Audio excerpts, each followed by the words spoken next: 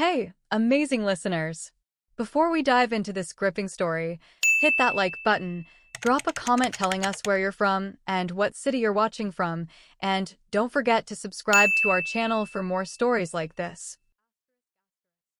My uncle sneered, loud enough for the guests to hear. You'll regret this, Sophia. You've humiliated our entire family. I stood at the edge of the flower-draped altar, my breath unsteady, not from fear, but from a mix of fury and heartbreak. My hands trembled, clutching the bouquet, petals wilting under my grip. Whispers cut through the crowd like sharp blades. She left him at the altar. She walked away from a surgeon. I scanned the rows of white chairs and pastel dresses, feeling the weight of their stares, judging, mocking, whispering. I wasn't supposed to say no.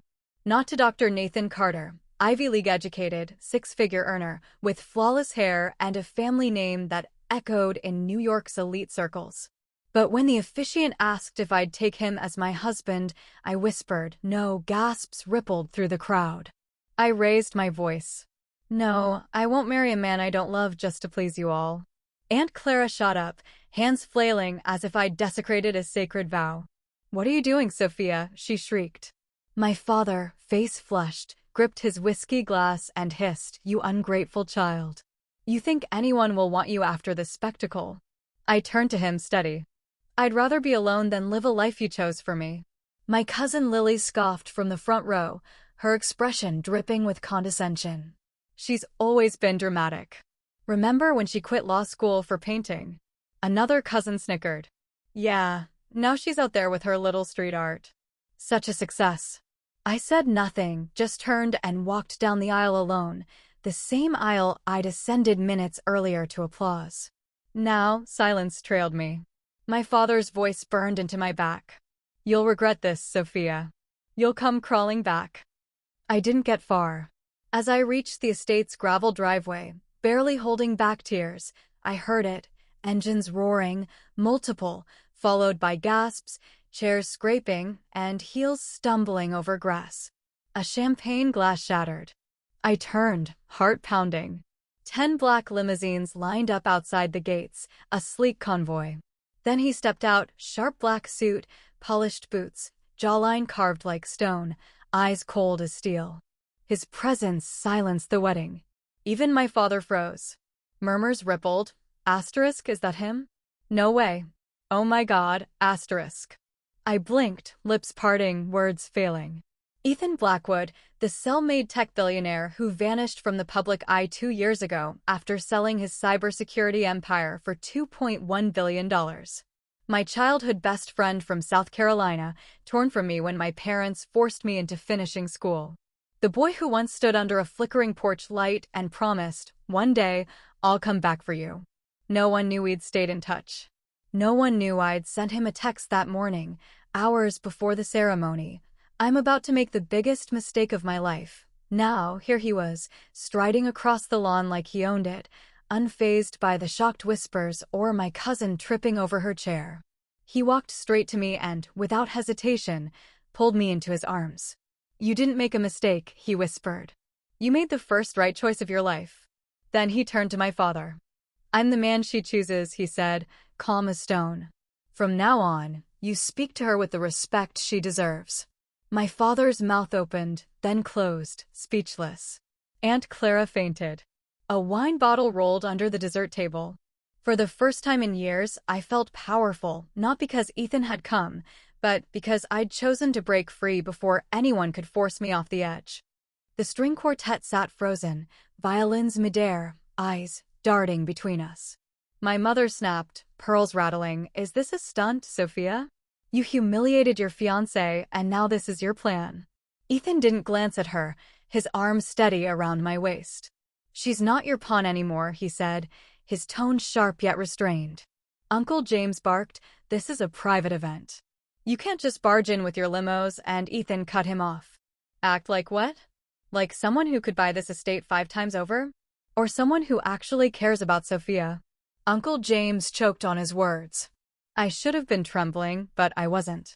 I stood next to the one person who saw me, not my degree, not my appearance, just me. My cousin Lily stepped forward, venom in her voice. You threw away a man who could have saved your reputation for someone who ghosted the Forbes list. Ethan smirked. I disappeared to protect my privacy. Some people here would sell their soul for a country club mention. Lily's jaw snapped shut, and she stormed off, heels stabbing the grass. I looked at Ethan. How did you find me? He gave a soft smile. You sent me the venue by accident. A photo of the floral arches. I tracked it and cleared my morning. You flew across the country for me? No, he said, tilting his head. I flew to remind you who you are. A sound escaped me, half laugh, half sob. For a moment, the chaos around us faded. My father spat, leave now. Ethan's voice was lethal. Or what? Call security? Let's see who they escort out when they learn I own the company managing this venue. My father froze. What? Bought it 6 months ago, Ethan said casually. I like weddings more than boardrooms. He turned to me, his gaze softening. Come with me. Let's leave this circus. I looked at the shattered expectations, the hollow relationships that saw me as a trophy. I dropped the bouquet. Let's go. We walked away, every eye on us, every mouth agape. As we passed the iron gates, I asked, breathless, was that real? All of it. Ethan smirked. Even the limos. 10 felt dramatic enough to make your dad sweat. I laughed, then cried, because someone had fought for me, not to control me, but to choose me. But the real storm was coming. The ride away was quiet, heavy. I stared out the limo's tinted window, the estate shrinking behind us. My reflection wasn't the girl they'd cornered, the people-pleaser in a white dress. Ethan sat beside me. You okay? I feel free, I admitted, and terrified. He nodded. Freedom often feels like that. Why no? I asked. His expression darkened. I watched from a distance too long, saw them drown you in guilt. Your text broke me. He tapped the window. We're not going to a hotel. There's something you need to see. The car stopped at a sleek downtown building. A private elevator took us to the top. Inside, I froze. The space was filled with my paintings, murals, sketches, pieces I'd sold or forgotten. I bought them all, Ethan said softly. Tracked every seller, every canvas. My hands shook as I touched a sketch I'd drawn in a subway bathroom, crying. Why? Because they mattered. Because you mattered. And your family never saw it. He handed me an envelope. Your father made sure I couldn't reach you. He threatened my mother's career, a schoolteacher, if I contacted you. Said he'd sue her for defamation. Inside was a letter with my father's signature. Asterisk, do not contact my daughter, or your family loses everything. She's meant for better than you, asterisk. I whispered, I didn't know. He said you ghosted me. Ethan shook his head. I wrote you every week for 2 years. He intercepted them. Nausea hit me. Everything clicked, the push for law school, the dismissal of my art, parading Nathan as a prize. They weren't protecting me, they were silencing me. I don't know who I am anymore, I said. Ethan sat beside me. You do. You're just meeting her. I laughed through tears. She's a mess. She's magnificent. My phone buzzed. Dad, asterisk, come home. We need to talk, asterisk, then Mom. Asterisk, there are things you don't know about your inheritance.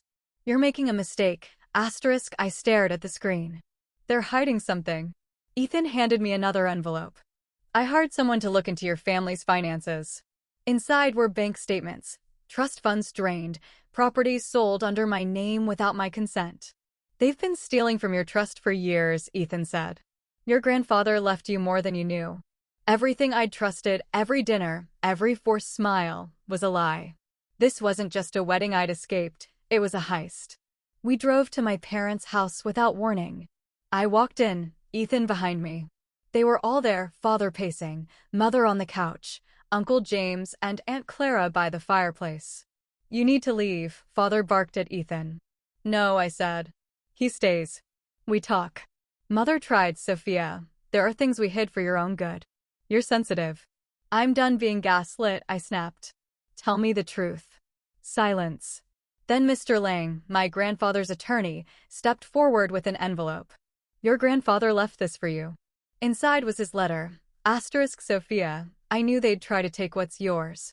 I created a second trust, accessible only if you reject their arranged marriage. The art, the Charleston property, the M&D Steel shares, they're yours. Build something they can't steal, asterisk.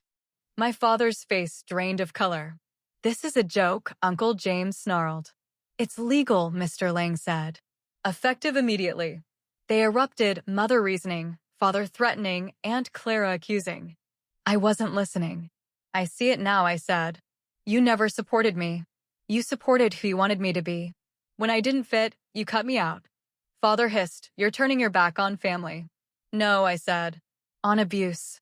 I walked out, Ethan beside me. The sun was setting. I didn't look back, not because I wanted to erase it, but because I owed them nothing.